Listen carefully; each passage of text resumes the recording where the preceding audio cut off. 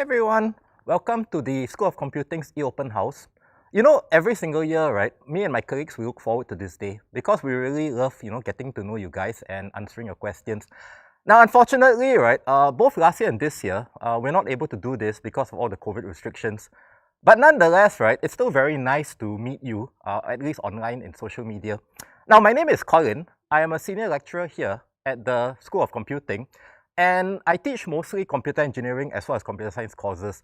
Now, for myself, right, my interests include things like drones, blockchains, deep learning, as well as quite a few other very, very cool topics. Okay. Now, of course, I'm not here just to talk about myself, so let me just tell you a bit more about today. Now, this is the 2 o'clock hour, and we're kind of already almost towards the end of the e-open house. But nonetheless, right, for this hour, I'll be taking up the better of this hour.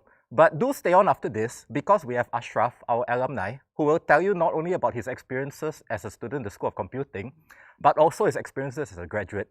Okay? Now, if you don't manage to get all of your questions answered today, at 4 p.m., we'll have another Ask Me Anything session. Okay? So for the next slide, please.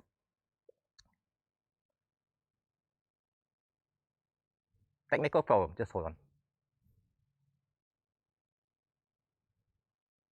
Okay, now of course, right now, right, you may be joining me on Facebook or Instagram or YouTube, but we're of course available on all these 3 channels.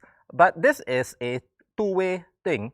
So not only are you listening to me, right, feel free as well to make use of the chat session to ask us questions. Okay, next slide, please. Now, unfortunately, due to limited time, I won't be able to answer all of your questions today. But nonetheless, right, we have a team of very dedicated professors and volunteer students who are on Discord until 6 p.m. today to answer your questions. Now, if you don't think of the questions that you want to ask us today, but say tomorrow you think of something, now we'll also be available on Telegram from 10 a.m. to 10 p.m. all the way through until Saturday. Okay, so don't worry if, later on, right, you figure out, hey, I wanted to ask this question, but then I forgot. You have until Saturday, right, to ask us your questions. Next slide. Okay, now this one is very fun. We have this game, right, this augmented reality game called Break the Hack.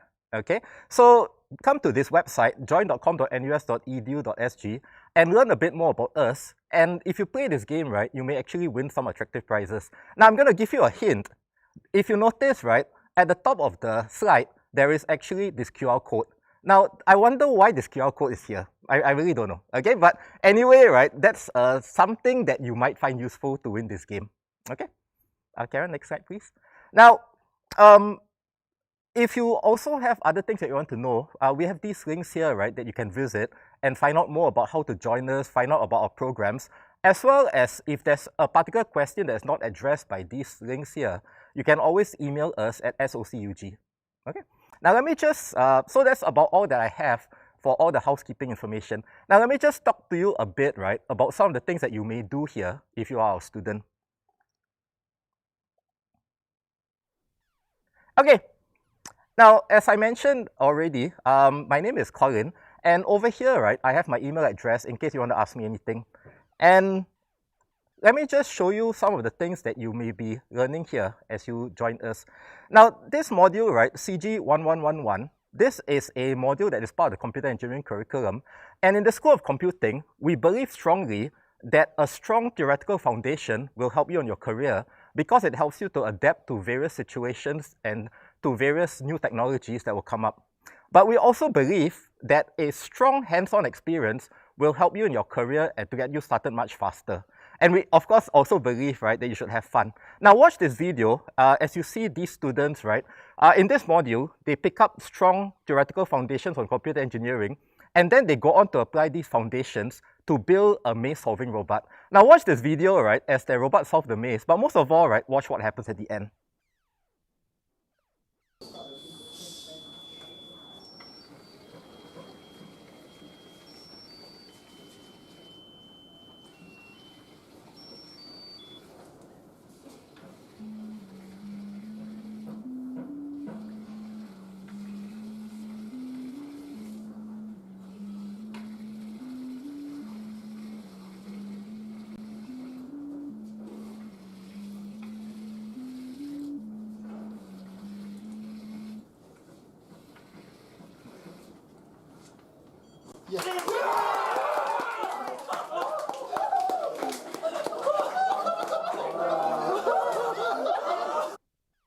Okay, now as you can see, the students are really, really happy because they spend a lot of time, right, working on this project.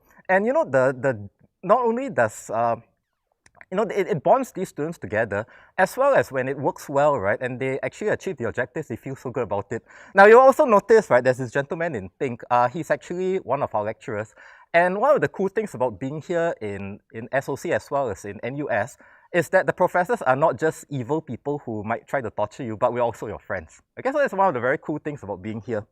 Now, from this course, right, they move on to this other more advanced course known as CG 1112.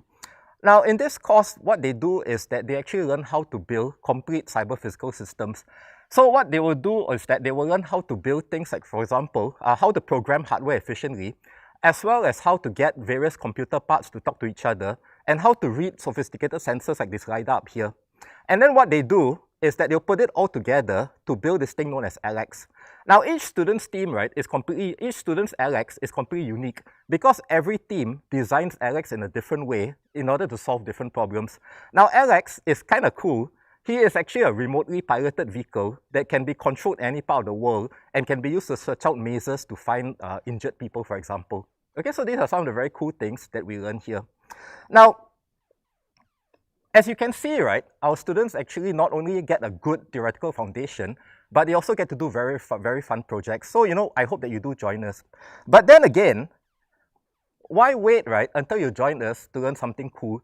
Now, here on this link, right, I've actually put in material for some of the courses that I taught in the past. Now, for example, are you curious, right, about how computer systems are able to recognize people, or how self-driving cars, right, are able to navigate the roads and not collide with each other, with people, or with other vehicles? Now here, I've got some materials on deep learning where you can learn the basics of machine learning, as well as to learn more advanced techniques, right, that let computers do very amazing things. Now, the other thing, of course, is that I think many of you might like to play with something like this, okay? Now, you can, of course, buy these things quite, well, I wouldn't say cheaply, but they are quite available these days.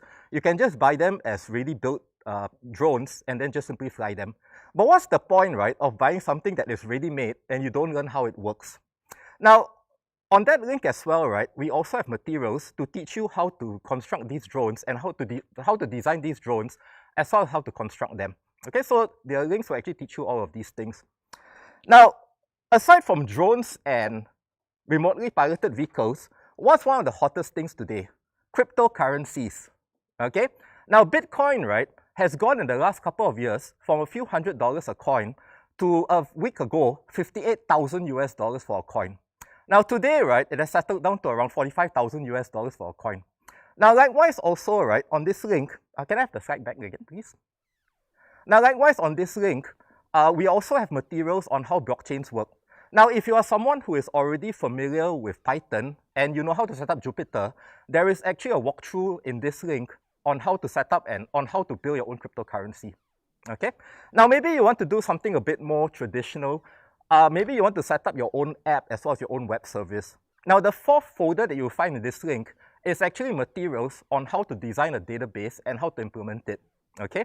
But more importantly, right, it also gives you a bit of materials on how to set up your own web services. Okay, so there's actually quite a lot of cool stuff here already that you can just click on this link and you can learn quite a bit on your own before you even join us.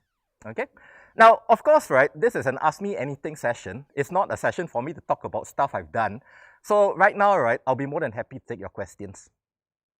Okay, questions, please, sir. What are computing languages taught for Masters of Computing for non-CS undergraduates? Okay, well, one of the programs that I do teach in, right, is the Graduate Certificate in Computing, okay? Graduate Certificate in Foundation of Computing, something like that. And I know that for that particular program, they actually learn Python, okay? But actually, right, yeah, so they learn Python, but I'm not sure, right, whether or not there's any specific program itself for the MCOM program, okay? But definitely, I think Python is one of the very, very good things that is relatively easy for you to learn on your own as well. Okay, next question. How will NUS be affected by NUS's push for interdisciplinary education in the next few years? How will NUS Computing be affected by NUS's push for interdisciplinary education in the next few years? Well, you know, one of the very, very cool things, right, is that we are actually already embracing this, okay? So, for example, with the computer engineering program, this is actually a program, right, that is set up across both computing as well as the electrical and computer engineering program.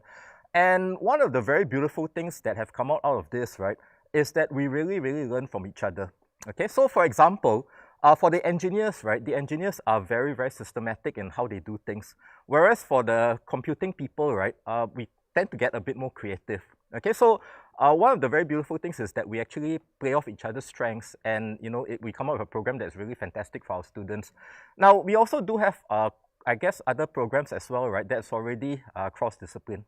Okay, but whether or not there is actually going to be any kind of more structured mergers like what we've seen in a couple of schools right now, this is something that we don't know about right now. Okay. Okay, next question. How does COVID-19 pandemic affect the format of courses, associate internship opportunities, and foreign exchange programs? Okay, now that's a very, very good question. You know, when I was walking here today, right, I was watching my colleague on one of the screens outside, where he said that for us, right, we are actually very used to standing in front of students and, you know, talking to all of you live, okay? And I always like to think of myself, right, as more as a stand-up comedian, right, rather than as a lecturer, okay? But this colleague was commenting that because of COVID, right, suddenly he's actually become a video producer, right, rather than a stand-up comedian. So that's one of the things that has kind of impacted us. So certainly, right, some of the coursework has actually been moved online. But one of the important principles that we follow here is that where possible, we always want to have our courses face-to-face. So for that reason, right, sometimes our courses are structured so that the number of students per class is less than the threshold that forces us to go online, so that we can actually meet you face-to-face. Now, why do we want to do that? Because for us, right, we feel that the student experience in a face-to-face classroom is much, much better. For example, right, I can see your reactions and I know whether or not you understand what I'm saying. And not only that, right, right after class, you can always stop me outside and ask me questions, okay? So that's one of the things that has actually changed a bit. But the good news is that for us at least, as far as possible, right, we try to keep things as they are before COVID, in the sense that as far as possible, we try to have face-to-face classes. But of course, right, this is subject to safe distancing rules, okay? Now, as for internship opportunities, I think for the local internship opportunities, right, it hasn't really been affected that much. Our students are still going on internship. Our students are still benefiting from learning from these companies, as well as, you know, aside from all the safe distancing rules and having to take temperature and all of that, right, I don't think it has actually impacted internships that much. So at least, right, now we're in phase 3, it's not that bad. Now, the one that is definitely much deeper, is much more greatly impacted, would be the foreign exchange programs. Okay, because as you know, right, the majority of countries right now have closed their borders except for very essential travel. Now, this is something that's very unfortunate, but the good news is that, you know, as we watch the news, right, there's more and more vaccines that are being rolled up, and these vaccines, right, are actually quite effective in preventing people from getting COVID. So hopefully, right, as more people get vaccinated and, you know, the number of incidences of infections goes down around the world, countries will start to open their borders, and then, you know, we'll be able to resume our exchange programs again. Okay, so I hope that answers your question. Next question, please. Will it be a challenge for students with computer vision deficiency to take up computer science and other major programs in SOC? By and large, no. Okay, by and large, no. So by and large, right, like for example, if we are talking about what I just showed you just now, where, you know, we build things like remotely piloted vehicles, or we build drones, or, you know, we build deep learning systems, right, to do vision recognition and so on and so forth. Now, for the most part, right, color deficiency wouldn't really affect you. Now, one of the obvious areas where color deficiency might affect you is, for example, in user interface design, okay? But the good thing is that in SOC, right, generally, most of the projects you will work together in teams. So what you can do, right, is that you can actually focus on the parts where color deficiency doesn't really affect you that much, okay? Whereas, yeah, so things like where you might be affected, like user interface design, you can pass this over to your teammates. Now, you may also be concerned, right, about whether or not it affects your assessments. Now, one of the good things about NUS is that we are a highly inclusive university. And what that means, right, is that whenever any kind of students has some kind of special consideration, for example, color deficiency, or, we even have students, right, who have autistic spectrum disorders and various other disorders, what we do, right, is that we actually adjust the exam timings and the assessment timings for them, or the deadlines, so that they can have a bit more time, right, to perform the assessments and to do just as well as everyone else. Okay, so don't worry about it at all. Okay, next question. Is a double major in mathematics or statistics more suitable for prospective computer science students? Wow, that's a very loaded question. I always have to bear in mind, right, that my mathematics colleagues may be listening to this. But nonetheless, right, my own opinion, coming as a person who has, with a artificial intelligence background, someone who works in deep learning and, things like that, right, and pattern recognition, my own preference, right, is really for statistics. Okay, my own preference is really for statistics. But nonetheless, right, depending on the kind of branches of mathematics that you're looking at, it might actually suit more of what you want to do. Okay, so for example, right, if you wanted to build, so if you wanted to build much more efficient computational algorithms and things like that, right, then in that case, statistics may not be that useful to you, and something much more fundamental like maybe linear algebra, right, or even discrete mathematics may be something that's much better for you. Okay, so again, for myself, because I'm a deep learning person as well as an AI person, my preference would be for statistics. But ultimately, right, it's really going to depend on what you want to do. Okay? Okay, next question, please. Will Java still be used for CS 2030 programming methodology 2? This has to come from a student. And 2040 data structures algorithms in the near future. This one I actually can't answer because I don't teach these modules. Does anyone know the answer? Okay, so my buddy Terrence knows the answer.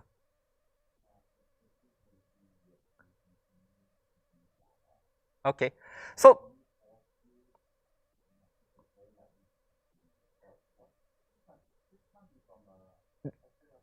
this has to be from a student. Okay, so the prof who teaches the modules just replied to me. So for 2030, right, yes, Java is likely to still be used. For 2040 as well. Okay, for 2030, definitely. For 2040, most probably. Okay. Now, if you are a prospective student, right, well, I really got a lot of respect for you because you are really doing your research. Okay, next question, please. Are there cute guys in NUS Computing? Me, come on, look at me. Are there cute guys in NUS Computing? What type of people can we expect to meet in CS? I'm afraid it's mostly muggers and nerds. No, not at all, goodness. One of the greatest joys of being an academic, one of the greatest joys of working here, right, is the number of fun people that we meet. And I'm talking about students, okay? Of course, my colleagues are fun as well.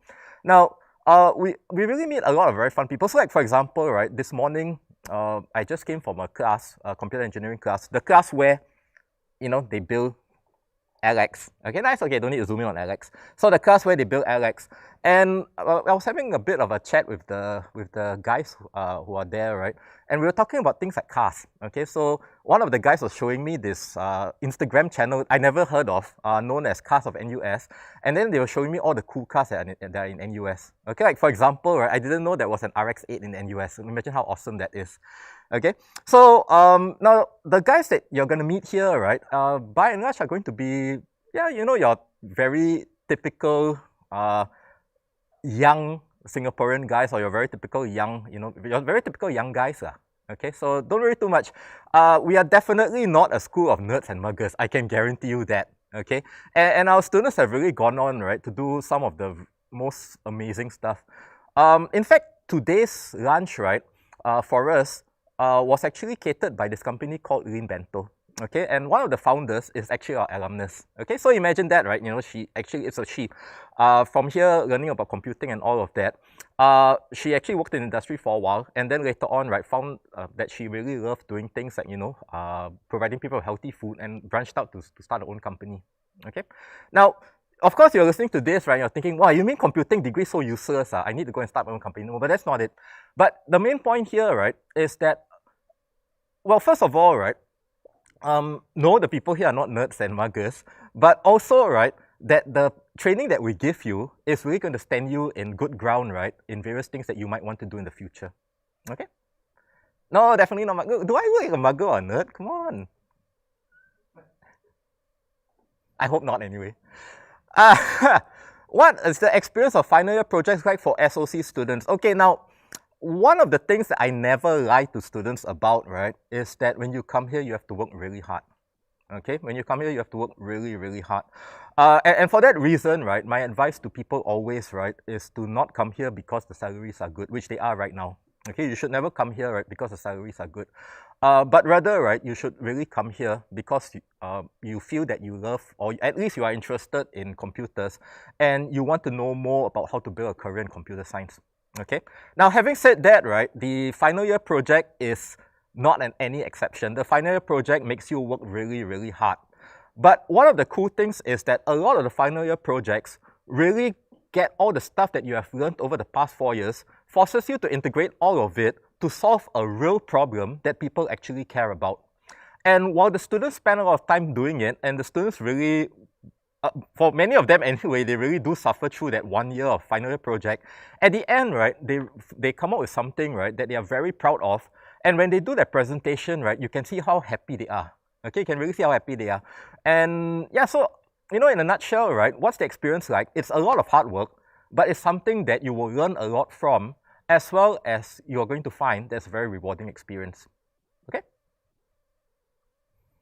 If I'm interested in data science, should I go to... Well, it really depends, I think, on what your interest is. Business analytics from NUS Computing or data science from humanities and science. I think it really depends a lot on what your interest is. Okay. Now, obviously, data science from humanities and science, right, is actually going to focus quite a bit more on the applications. Okay, quite a bit more on the applications. So, for example, you know, statistics on you know, population statistics and things like that, right? Whereas business analytics from NUS Computing, this one is going to actually focus quite a bit more on things like the underlying technologies. Okay, so just now I mentioned that, you know, I have a deck of slides, right, on deep learning. Here in the business analytics program, right, it's going to be, I think, a lot more on things like that, okay, a lot more on the technology and so on and so forth. Now, as well, right, as of course being a business analytics module, it's also going to be looking at how to make sense of business data and how to make good business decisions from that data. Okay, so they're kind of a bit different. So at the end of the day, right, which of these should you take is really dependent on you. Okay, it's really dependent on what you want to do. Do you want to really look at data and see how to make good business decisions from that? Or are you kind of a bit more interested in something, right, that's a bit more general, that's a bit more, you know, a bit more widespread, a bit more general, okay? So that's how you make your decision. Okay. What makes the program one of the best in the world? Wow. I would say it's a combination of things, okay? Definitely the infrastructure is fantastic, okay? The infrastructure is fantastic. We really, really spend no effort, right, in making sure that you guys have a good education. So if you come to our labs, right, our labs have a lot of really good equipment, as well as like for the program that I was just talking about, you know, once again, Alex, right? We actually invest in quite a lot of expensive stuff, right, for the teams. Okay, so for example, right, this LiDAR that's up here, so this is a sensor. What it does is that it throws lasers around, right? Don't worry, it's safe, okay? It's not gonna blind you. It throws lasers around, it does a mapping of the room that's around you. Now, each of these, right, is like $300 to $400 US, okay? They're not cheap at all. And in a single semester, right, we have about 50 teams, so you can go and multiply that out. Okay, and that's just for one course. Now, not only that, right, to help our students also to, you know, gain a bit more in terms of their design skills and in terms of their imagination, we also give them a budget, right, where they can buy extra stuff that they can add to Alex to improve Alex's performance. Okay, so that's just one module. Now, for the other modules as well, for example, the other module that I teach, right, which is Introduction to the Internet of Things. Now, in that module, right, we also spend a fair bit on buying the latest sensors and the latest, you know, computing boards and whatnot, right? So that our students can really produce very rich projects, right? That they can really learn a lot from. So definitely, right, one of the key things for us is really the infrastructure spending, right, that we have. Now, the other key thing that makes us really good is actually the people, okay? Now, in the School of Computing, right, there is a lot of focus that is put on the quality of teaching. Now, because of this focus on the quality of teaching, it attracts a particular type of people to join our school. Namely, right, it attracts the kind of people who really, really love interacting with students, who really care about the students, and who really want the students to have the best education experience possible. Okay? So, for example, right, my colleague who gave the reply just now for CS 2030, Terence, I think some of you may have seen him on an earlier talk just now. Now, he is one of the best teachers that I know. Okay, I've sat in his lectures, right? And when he explains about what he does, I'm like I'm just wowed, right, by how passionate he is and how much he knows. And likewise also, right, when I sit in on some of my other colleagues' lectures, it's really quite amazing, right, that they don't just simply put up slides up there and read from those slides, but instead, right, they really share their experiences and they really look at the students, right, and make sure that the students are engaged, okay? Now, the third thing, right, is that, as I mentioned just now, we are not just simply evil people who are very scary, but we often form very close friendships, right, with all our students. Okay, we form close friendships with our students. So because of that, right, when students have certain things that they need to, they want to talk about when they're facing difficulties and things like that, they're not afraid to come to us, right, to seek our advice. Okay, so I think all of these things put together, right? Oh, and of course, the next thing is, of course, our curriculum.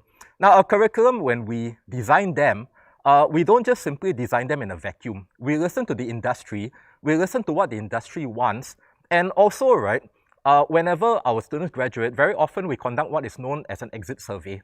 Okay, now in that exit survey, right, we ask our students, what did we do well in, what did we not do well in? And then based on the responses in the exit survey, we tweak our programs, right, so that our students can really get the best program possible. Okay, so all of these things combined together, I believe, right, is what makes us one of the best. Can I change my degree course from computer science to information systems in my first year? You could, but there are some restrictions. Okay, so for example, right, yeah, so you can. There are some restrictions. It's oh, sorry, information security. I am so excited to meet you guys, right? I'm looking at that and I read it as information system, my fault. From computer science to information security in my first year, you could, okay, but it is actually subject to certain conditions.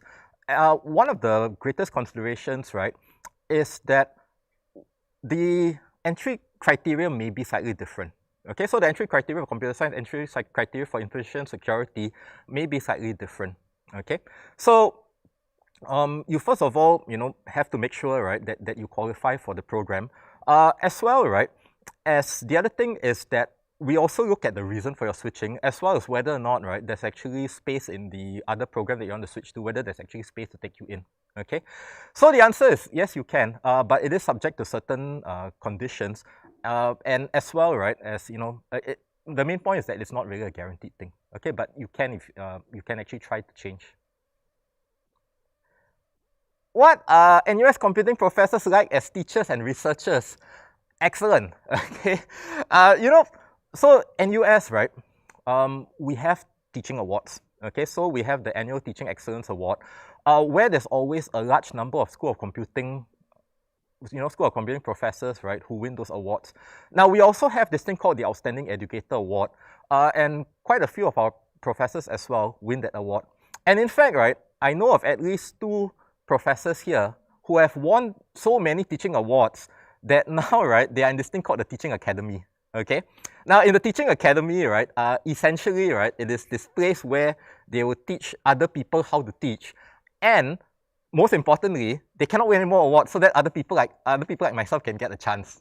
Okay, but yes, we have excellent teachers. Now, researchers, we have also they are also excellent as researchers.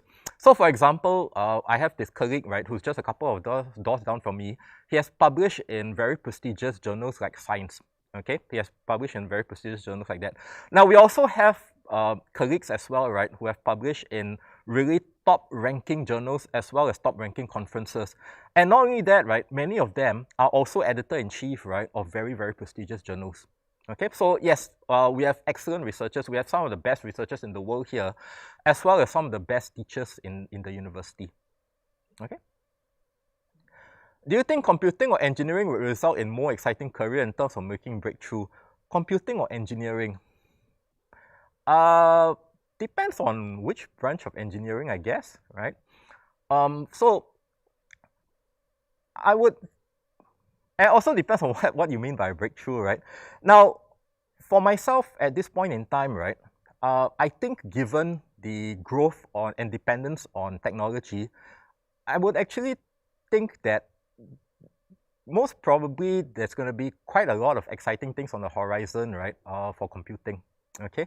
And certainly, right, there's a lot of unexpected changes that have taken place in the past year. So for example, right, one of the things that we least expected was that collaborative tools like Slack and Discord, as well as things like Zoom, would actually play such a major role in our lives. Okay, just think of things that we never really expected. Now with this, right, of course, right, there's going to be a bit of breakthrough in terms of, the technology to deliver videos and video streams and all that in a very efficient manner. Okay, and it's actually all very exciting. Now, likewise, also, right, as I mentioned just now, cryptocurrencies as well, right. This is something that we didn't really foresee many years ago, right, and to me, one of the very exciting things, right, is actually Ethereum. Okay, so Ethereum, right, is this cryptocurrency as well as a blockchain, right, where you can write programs known as smart contracts that can actually execute automatically, right? You can actually execute contracts automatically based on certain criteria being fulfilled. So for example, right, if you could have, for example, what we call an escrow, where one person sends maybe artwork to the smart contract, another person sends payment, and then, right, the smart contract can automatically forward the artwork to the person who sent payment and send payment to the person who created the artwork. All of this, right, done without any human intervention. Okay, so again, right, these are some of the very, very cool things that's coming up. Now, will engineering be left behind? I certainly do not think so. Now, one of the very important things that is, one of the very important aspects of computers, right, is that computers ultimately are also physical systems. Now, being physical systems, right, it also means, right, that you need engineers to design these systems. And one of the very exciting breakthroughs, of course, right, would also be things like, for example, how can we improve networking, right, in order to push data through. And from there, we have things like 5G. Okay, we have things like 5G, right, where you can have much higher data rates than our present 4G. These are things, right, that are really built by engineers as well. Okay, now for that matter, physicists, right? One of the things that we are really looking forward to on the horizon are quantum computers. Now that again, right, actually belongs much more in the realm of physics than engineering or computing. But nonetheless, it also depends on engineers and computer scientists in order to make it a reality. So in a nutshell, right, I think there's going to be quite a lot of, very exciting breakthroughs, right, in quite a number of fields. Okay, so we shouldn't just, be looking at computing and say it's going to be in computing, or in engineering and say it's just in engineering. I think it's really a cooperation, right, across all of the fields. Very politically correct, huh? Okay. How much of the lessons will be conducted online? Hopefully fewer and fewer. Okay, so let me give you my own experience. So I teach about 16 hours a week. Okay, I have 16 hours of contact time a week. Now, out of that 16 hours of contact time a week, right, around 12 hours is face-to-face. Okay, yeah, 12 hours is face-to-face. So most of it is actually face-to-face right now. But again, right, your experience may vary. So the rule now, right, is that there's a certain threshold. The threshold right now is 50, okay? So if your class is less than that threshold, fewer than 50 students, in general, those classes will be done face-to-face, unless there's a good reason for it to be online. But classes that are above 50, right, these are going to be online. So these would usually be things like your lectures, okay? Now, unfortunately, this is really not our choice. This is something that is put upon us, right, for a very good reason. Because ultimately, right, while we want our students to have a great learning experience, we also want to keep them safe. Okay, we also want to keep them safe. But yeah, we are kind of hoping, right, that these barriers will eventually move upwards so that you can have much more of our classes face-to-face rather than online. Okay, but actually the person who's asking this, right, I was wondering whether you prefer online or face-to-face. Yeah. What kind of research is being conducted in the field of computer science, and what are some upcoming technologies that we can look out for? Well, I think there's really a lot. Okay, I think one of the biggest areas in computer science today, I believe, is probably in the field of deep learning. Okay, so I think you've seen quite a lot, right, on artificial intelligence, and I myself, I'm an AI person. Okay, so one of the technologies that I'm really looking forward to, right, is really computers that are much more human. Okay, and I myself, right, the reason why I took up AI is because one of my ambitions, right, is really to be able to build computer systems that are around as smart, right, as people. Okay, now there's enormous challenges here, of course, because for example, right, we very often don't know why we know certain things. Okay, we very often don't know why, right, we are able to process certain things. And since we don't know why these things are the way they are, getting computers to do these things the way we do, right, is actually extremely difficult. So there's of course a lot of research, right, that's being done in that area as well. Okay, but nonetheless, right, we've already gotten quite a bit of breakthrough. So I think you guys have heard of deepfakes, okay, where using things like deep learning, right, you're able to actually doctor videos and all to make it look like, people have said certain things or have done certain things, okay? So one of the very interesting things I like to ask you is whether or not I'm actually real. Okay, that's kind of a very cool thing for you to think about, okay? Now, of course, there are other areas as well. So as I mentioned, right, one of the things I really love working with is drones. And, this is also another area that presents very exciting opportunities where not only, right, can we use drones for things like delivery and whatnot, which to me, honestly, is not that good an idea. I'd rather be looking at autonomous vehicles. But also, right, to use the use of drones, right, for example, to do complete autonomous surveys of, say, forests and things like that, right, to help conservationists protect the environment much better. Okay, so these are some of the very exciting things that we can look forward to. And also, I'm aware as well, right, locally, there are companies that do things like, for example, facade inspection. Okay, so they have drones, right, that look at building facades to make sure that these facades are safe and are not, in danger of collapsing. So those are some things that are going on, some of the very active research that's going on as well. Okay, next one. Are there any benefits in taking double majors with computing being one of the two majors? Is there a second major you would recommend? Thanks. Well, I think there is definitely a benefit. Okay, I think the big concern is actually more on time. Okay, now why would there be a big benefit? Well, let me first answer the second part of the question. Okay, which is what do I recommend? Now, I myself, right, since I'm an academic, I myself would actually have loved to take a major in mathematics. Okay, because a major in mathematics, right, would give me a much stronger foundation to do and understand a lot of the things that I do. Okay, in particular, right, things like engineering mathematics and things like that. Okay, I would have wanted to do a major in mathematics.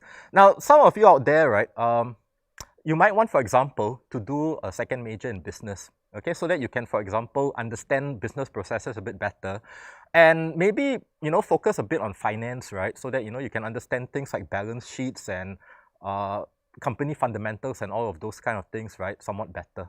Okay, now ultimately, right, the main benefit, of course, I would see from taking a double major is that if you have a certain goal in life, if you have a certain target that you want to meet, then if you choose your double major to meet those goals and targets, right, it will definitely help you to meet them a lot faster.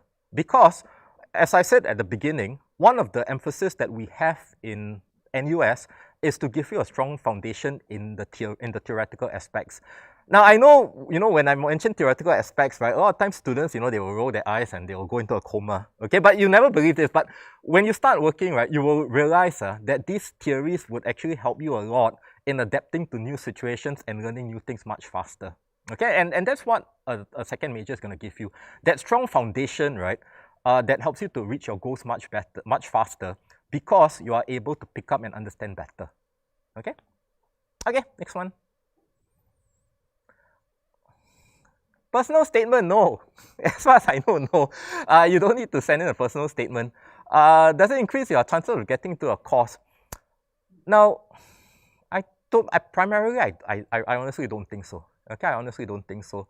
One of the good fortunes that we've had recently, right, is that, of course, demand for our programs has gone up. And because of that, right, yeah, it is kind of primarily driven, right, by your scores. DA, yeah, I'm going to come to that. Yeah. So, yeah, so the thing is that it's going to be primarily driven, right, by scores. But nonetheless, in NUS and in the School of Computing, we always recognize, right, that people are not defined only by their scores.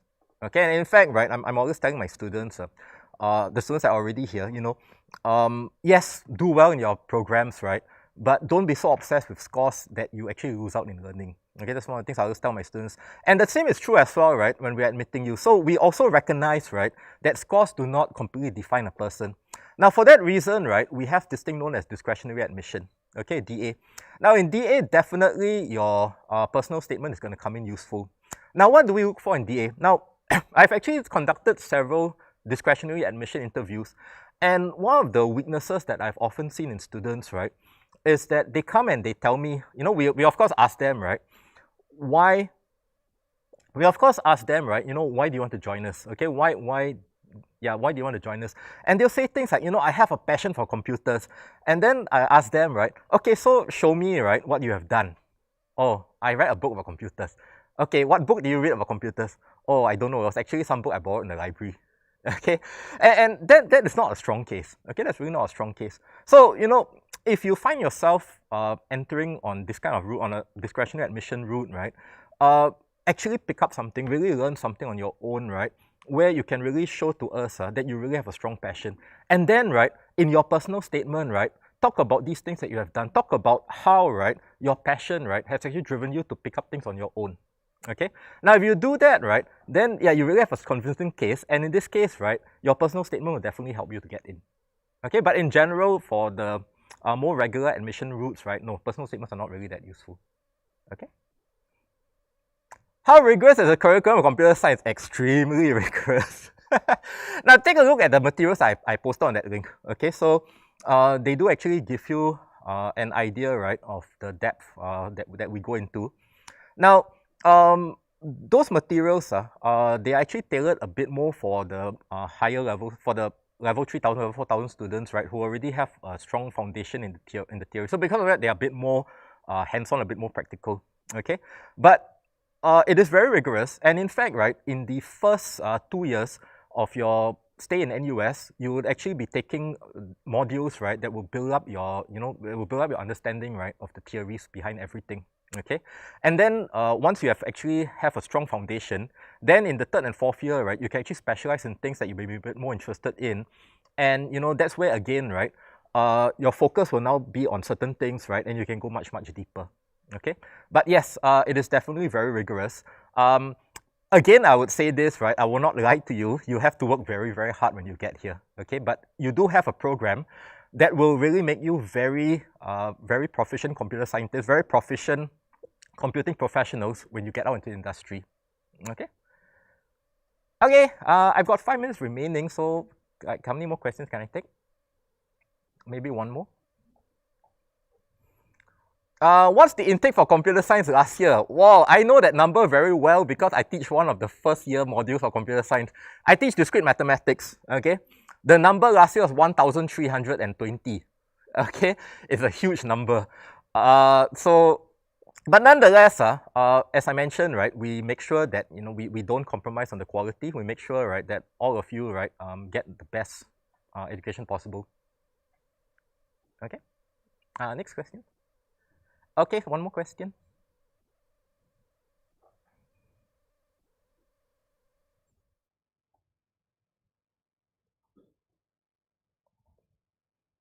Okay, they said wait. What's the difference between discretionary admission and aptitude-based admission? This is something I need to hand over to one of the experts. Well, I know about discretionary admission because I've taken part in interviews, but do I have an expert who can talk about aptitude-based admission? The same thing, is it?